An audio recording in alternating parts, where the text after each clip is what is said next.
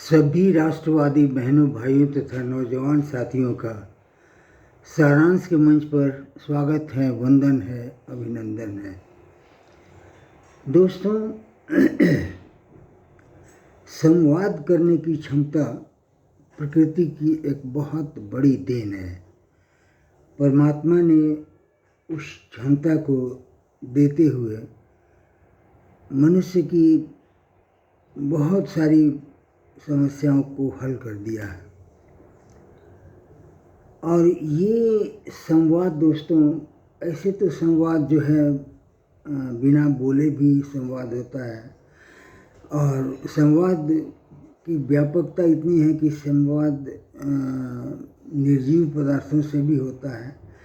किंतु संवाद का जो जनरल सेंस है, जो आम उसके बारे में धारणा है, वो धारणा कहने, सुनने और लिखने वाली धारणा है। यानी कि हम अपनी बात, अपनी भावनाएं,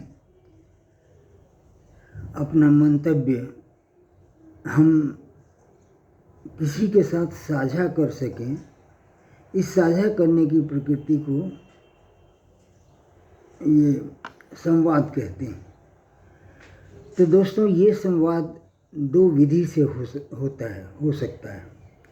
एक लिखित संवाद और दूसरा वाचिक संवाद यानी पढ़ा गया संवाद। अब लिखित संवाद में क्या है कि उसके लिए कुछ विजुअल सिग्नल्स होते हैं, विजुअल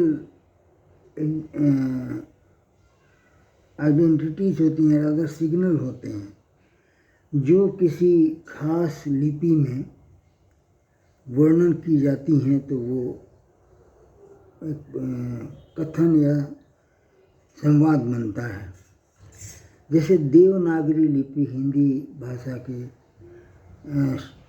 के लिए है, तो देवनागरी लिपि में अगर कुछ भी आप लिखेंगे तो वो हिंदी भाषा का देवनागरी में वर्णन कुछ बहुत अच्छे दर्जे का होता है, बहुत शानदार होता है, इसलिए उसे ही अपनाया गया।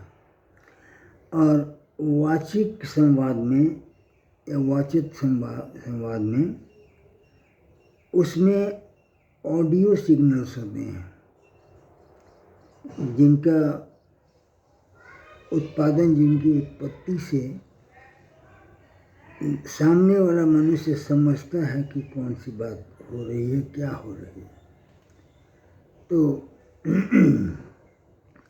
ये ऑडियो सिग्नल्स भी किसी भाषा में जब पिरो दिए जाते हैं तो ये संवाद बन जाते हैं। ऑडियो, ये लिखित संवाद दोस्तों आँखों के लिए है, और वाचिक संवाद कान से और आँख से, दोनों से है। दोस्तों, इस तरह से इसकी प्रकृति पर अगर हम जाएं तो इस दुनिया को हम बहुत बड़े अंशों में देखा सुना हुआ जानते हैं। यानी इस दुनिया, इस धरती के देखे सुने गए अस्तित्व को ही हमारी दुनिया होती है। यानी किसी व्यक्ति द्वारा किसी अंश में, अर्थात किसी व्यक्ति द्वारा देखे और सुने गए अंश में जो दुनिया का स्वरूप है, उस व्यक्ति के लिए दुनिया उतनी ही बड़ी होती है। तात्पर्य यह कि देखा और सुना, यही अनुभव दुनिया के अधिकांश मात्रा में होते हैं। तो जहाँ सुना की बात आती है या जहाँ लिखावट की बात आती है, वहाँ एक भाषा की बात ज़रूर आती है। दोस्तों, भाषा कई दर्जे का भी होता है, लेकिन सबसे बड़ी बात यह है कि भाषा को राजनेताओं ने स्थानीयकरण कर दिया। जैसे भारत के दक्षिणी हिस्से में काफ़ी बवाल है इसको लेकर के, और एक्चुअली देखा जाए तो भाषा के साथ राजनीति सबसे पहले श्रीमती इंदिरा गांधी ने की थी जब वह सूचना एवं प्रसारण मंत्री थीं। उस समय हिंदी विरोध खास करके दक्षिणी हिस्से में भारत के पूरे एक्सट्रीम पर था। ऐसे में श्रीमती गांधी खुद गईं मद्रास, वहाँ स्टूडेंट्स की प्रतिनिधियों को बुलाया गया, या भाषा का जो आंदोलन था कर रहे थे उन लोगों को बुलाया गया, और भारत सरकार की तरफ से श्रीमती गांधी ने आंदोलनकारियों को यह आश्वासन दे दिया कि हिंदी इकलौती राजभाषा के तौर पर नहीं लागू की जाएगी, बल्कि अंग्रेजी का भी विकल्प मिलेगा। यानी हिंदी अथवा अंग्रेजी में से कोई भी एक राजभाषा आप मान सकते हैं। तो ये पॉलिटिसाइजेशन हुआ, ये मतलब राजनीतिकरण हुआ, क्योंकि उसके बाद ये जो बात कही गई थी वो बात निभाई नहीं गई, वादा निभाया नहीं गया। और दक्षिणी हिस्से में, भारत के दक्षिणी हिस्से में ये भाषाई विद्रोह अभी भी वर्तमान है। लेकिन दोस्तों देखा जाए तो आदर्श व्यवस्था क्या हो सकती, क्योंकि हमारे देश में भाषा की विभिन्नता है, बल्कि एक स्टेट की भाषा दूसरा स्टेट नहीं समझता है। ऐसे में एक नेशनलिटी का फीलिंग राष्ट्रवाद के अनुसार नेशनैलिटी की फीलिंग कैसे डेवलप किया जाए, इसको डेवलप करने का एक महत्वपूर्ण तरीका है भाषा।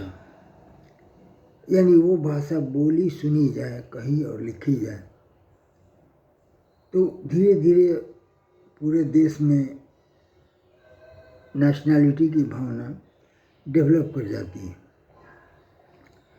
तो इस प्रकार से देखा जाए तो भाषा, तीन भाषाओं का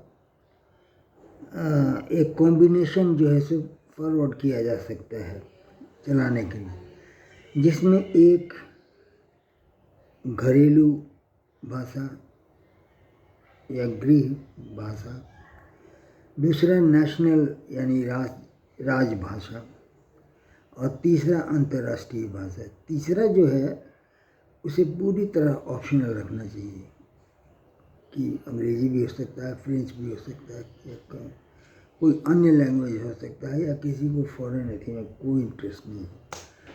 तो इस तरह से इसे वैकल्पिक रखा जाना चाहिए, और हिंदी को डेवलप करना ही होगा ताकि राष्ट्रवाद की भावना लोगों में बनी रहे।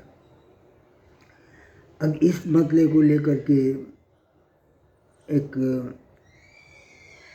आयोग गठित किया गया था 65 में, जिसने अपना अनुमोदन, ये रिकमेंडेशन दिया 1968 में। लेकिन उसके बाद उस रिकमेंडेशन को लागू नहीं किया जा सका, और ये मामला आज तक उसी अथी में है, अवस्था में है। और हर पॉलिटिशियन भाषा को लेकर के पॉलिटिक्स करता है, कोई एक नेशनल भाषा नहीं डेवलप करने पर इंटरेस्टेड है। तो इसके लिए सख्ती की जानी चाहिए, और ये सख्ती सरकार को करना होगा कि नहीं, आपका भाषा तो है ही, वो तो पढ़ाया ही जा रहा है, उसको रिकॉग्निशन है, वो एग्जामिनेशन में अनिवार्य भाषा है, तो उसका महत्व मिल ही रहा है, इसमें आप क्यों परेशान हो रहे हैं। लेकिन पूरे देश में एक दूसरे की बात को समझने और कहने के लिए एक लैंग्वेज, नेशनल लैंग्वेज तो होना ही चाहिए। क्योंकि अभी जो संसद में आप देखेंगे तो बड़ा विचित्र स्थिति रहता है। वो इसलिए कि कोई आदमी बंगाल का एमपी भाषण देना शुरू किया तो बांग्ला में टोटल भाषण दिया, कोई उड़ीसा का भाषण दिया पूरा उड़िया में दिया। यानी कुल मिला के बहुत से लोग ऐसे सांसद आते हैं जो पूरी बात अपनी कह जाते हैं, लेकिन संसद के पल्ले कुछ नहीं पड़ता, और अन्य सांसद कुछ नहीं समझ पाते कि उन्होंने कहा क्या। और ऐसा है, और अगर ऐसा है तो फिर संसद की प्रासंगिकता नहीं रह जाती। संसद का उद्देश्य तो ये है कि जहाँ हर सांसद अपने क्षेत्र की, उसके बाद अपने राज्य की, फिर अपने राष्ट्र की व्यवस्था पर मतलब ध्यान रखे और इसके लिए जो ज़रूरी हो उसे सरकार के नज़र में लाए। लेकिन तब ये ज़रूर किया जाना चाहिए कि रीजनलिटी यानी लोकल स्थानीय भाषा को राष्ट्रभाषा की कीमत पर नहीं लागू किया जाएगा। और ये भी जरूर बनना चाहिए कि हिंदी अगर कोई आदमी एक्सेप्ट नहीं करता है तो उसे उसका लोकल भाषा भी नहीं पढ़ने दिया जाएगा और वो केवल एक भाषा पढ़ेगा, अंग्रेजी का।